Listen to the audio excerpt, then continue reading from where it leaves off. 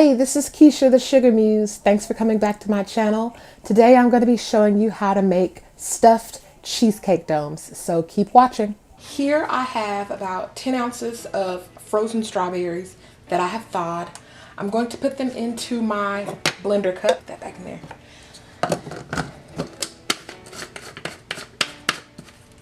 Now I'm going to blend these until they are pretty much in liquid form, pureed. No chunks. So here's my pot. I have a strainer and I'm going to pour pureed strawberries through the strainer into the pot. What I'm doing is catching all the seeds and the pulp so that it doesn't go into the strawberry sauce. You can see it's coming through slowly. So I'm just going to help it along here with my spatula.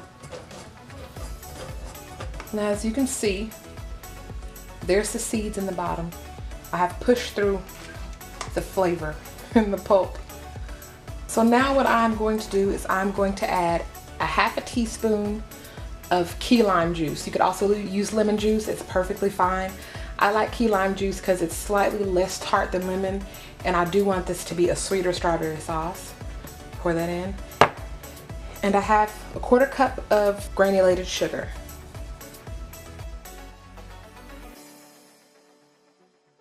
And now we're going to go over to the stove and we're going to cook the sauce down. And what you want to do is first bring the strawberry sauce to a boil. And while it's boiling, it's going to produce a froth on top. What you're going to do is take a spoon and skim that off and get rid of it. And we're going to continue to cook the strawberry sauce until it's reduced by about half, which is going to take maybe a total of about 15 minutes. So our mixture is beginning to boil, and as you can see, the foam is beginning to push toward the center. That's what you want to skim, that white foam that's on top.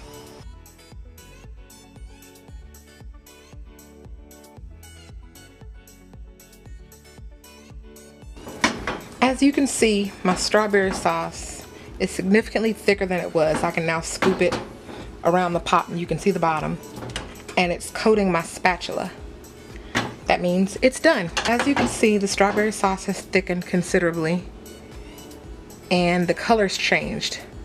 It's a deeper, brighter red. So now's the time we take it off the heat and pour it into a measuring cup so that we can cool it. So here I have a candy mold that I bought at Michael's, and I'm going to pour strawberry sauce into 6 of the holes because I'm going to be making 6 of the tiny cheesecakes. So I need cubes of strawberry sauce for the fillings. You can use ice cube tray as well. You don't have to go out and buy a mold. Just pour considerably less. So now I'm going to get the chocolate mold into the freezer, and I want my strawberry sauce to solidify like a small strawberry ice cube. You're going to want to put this in the freezer. If it takes overnight, that's fine. For our next step, we're going to make our cheesecake base. And what I'm going to do is I'm going to add 7 ounces of cream cheese. You could add the whole block if you want. I'm going to smooth it out with my mixer.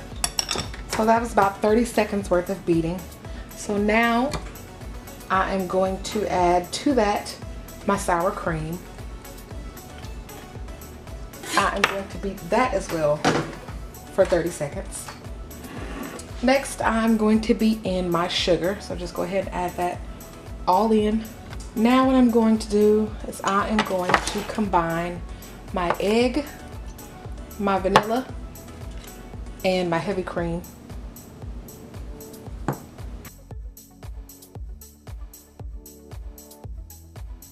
You just want to break up the egg really well. So I'm going to add that half, mix for about 20 seconds, then add the next half and mix. You want to just mix, make sure you incorporate it well before you add the next portion. Here we have our batter for our cheesecake. And as you can see, it's quite liquid. You want to make sure there's just no lumps and it's smooth. So I am preheating my oven to 325 degrees. And what you want to do is you want to fill each of the cups of the mold most of the way up. And I'm going to pour it in. Now comes the fun part. We're going to bake the cheesecake domes in the oven at 325 degrees for between 20 and 25 minutes.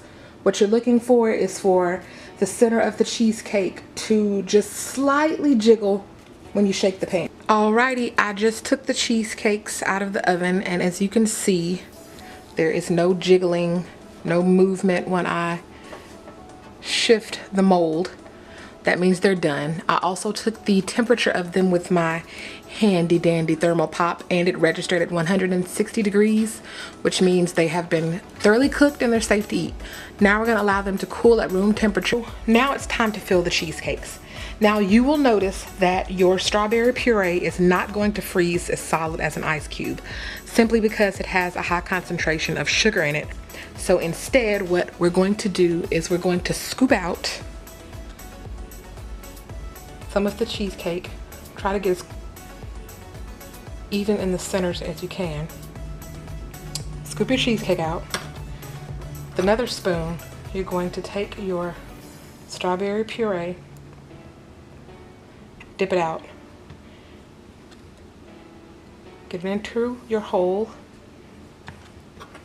and you're going to take something flat and you're going to cover it back up with the cheesecake that you scooped out. This side will be disguised by the cake slices or the cake base that we bake. It won't matter if it's not perfect. Now that I have all of my little cheesecakes filled, I'm going to put my tray into the freezer and I'm going to let it freeze until the cheesecakes are solid. You want the cheesecake frozen all the way through because that's how we're going to get it out of the mold. That'll probably take around 6 hours, but I'm going to leave it in overnight and then I'll show you what to do next. I'm going to whisk my flour and my salt and baking powder together. Whisk it well enough so that you combine that baking powder and salt into the flour so you don't get streaks. So to my mixer bowl, I am going to add my eggs, my sugar, and my vanilla, and I'm going to beat this until creamy, about 1 minute, 60 seconds. Okay, now I'm going to turn my mixer back on, but when I turn it on this time, I'm going to turn it on low. And I'm going to add the flour, the buttermilk or regular milk, and the oil in additions. I'm gonna start with the flour, I'm gonna go to the milk and the oil, and I'm gonna repeat that pattern. You're going to end with the flour. 3 additions of flour, 2 additions of milk and oil. Here I have a 9 by 13 inch pan that I have lined with parchment and lightly sprayed on the metal exposed parts. I've sprayed it with Baker's Joy, and I am going to pour my batter into this pan. You want to spread the batter to the corners. You want it evenly all over because you want it to bake in an even layer. A nice little shake. And I'm going to bake this in a 350 degree oven for approximately 15 minutes. What you're looking for is a clean toothpick, or you're looking to touch the cake in the center and not have your finger go through and to have the cake lightly spring back. Here's the finished cake, and as you can see, it's pretty thin, but that's good because we don't want a very thick layer to go under the cheesecakes. Now what I'm gonna do is I'm gonna cover this with plastic wrap and I'm gonna put it into the freezer and let it get nice and chilled, so that way it will be less fragile when we have to cut it out into the circles for the cheesecakes. And what I'm gonna do is I'm gonna grab it by the parchment and lift it out of the pan. And what you wanna do is you want to find either a cookie cutter, biscuit cutter as I have here. You want it to be as close in diameter as you can get it to your molds in which the cheesecakes were baked. Take your cutter, and the cake is pretty firm because it just came out of the freezer. Press it down and cut your cake out. See, that time it stuck. So just go back in and press it out of the mold. So there we have our cake circles, and they're ready to be topped by the cheesecakes. Well, here I have my cheesecake domes, and they've been in the freezer overnight, so that means that they are frozen solid. So what I'm gonna do is I'm gonna turn the molds over and simply press the cheesecakes out like so. Because they're frozen very solid, they come out very easily.